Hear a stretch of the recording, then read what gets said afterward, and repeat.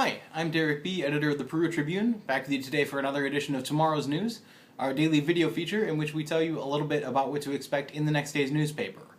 Today is Tuesday, July 29th, 2014, so I'll be telling you what you can expect to read in the Wednesday, July 30th edition of the Tribune, in print or online tonight at perutribune.com. On our lead story, Seth Adelsperger has a localizer for us on the VA legislation that passed the committee last night. It's a Veterans Affairs Committee, although for the life of me I don't know the full title of it. On that committee sits U.S. Rep. Jackie Walorski out of Elkhart, who is our local representative. So we have some great information from her, as well as a take from Miami County Veteran Service Officer Jay Kendall on how additional funding for doctors and backlogged appointments might help here at Miami County's VA clinic. Really exciting stuff. That proposal next goes to the House and the Senate.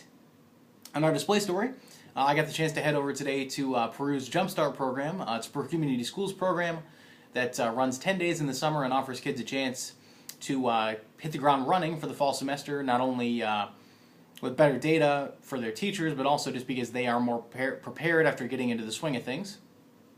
Seems like a really great program, and the kids I talked to at Peru Junior High were really excited about it. I'm going to skip ahead actually to our A3 story, which I also wrote about Peru registration.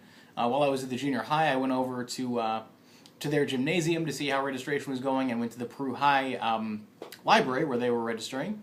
They're going to be registering on Wednesday as well, between 10 a.m. and 2 p.m., and then from 5 to 7 p.m. So a lot of folks will take advantage of that before school starts on August 8th. As a reminder, Mechaniqua starts on August 1st. Yes, that's already this Friday. And North Miami has registration next week in advance of starting on August 13th. Also on A1, we had two stories from Seth Adelsperger. First, the Hornet problem at Miami's Fort has been solved. Good for the city and the Parks Director, Adrian Roach, for addressing that. Apparently these were pretty familiar bugs, a form of cicada that they've dealt with before, but Miami's Fort is now safe again to use, particularly the sandbox, which had those hornets in it. Got some help from Purdue to get rid of those things. And finally from Chad, a story on a mass casualty exercise that the local National Guard post participated in back in mid-July.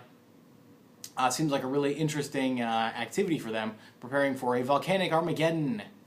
Definitely some exciting stuff there.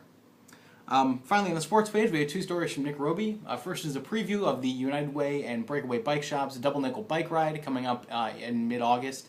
Registration runs through August 13th. And finally, Nick talked to Seth Adelsperger today about his decision to commit to Belmont University to play in college. The Peru senior is excited for his final season as a center for the Tigers, and also to study in Nashville at Belmont. As always, you can find all those stories in tomorrow's print edition of the Peru Tribune. You can find them online tonight at perutribune.com, and you can find links to them on our Facebook and Twitter pages, which are both Peru Tribune. Finally, you can find me and all of our reporters on Twitter. Until tomorrow, that's tomorrow's news. I'm Derek B. Have a great Wednesday.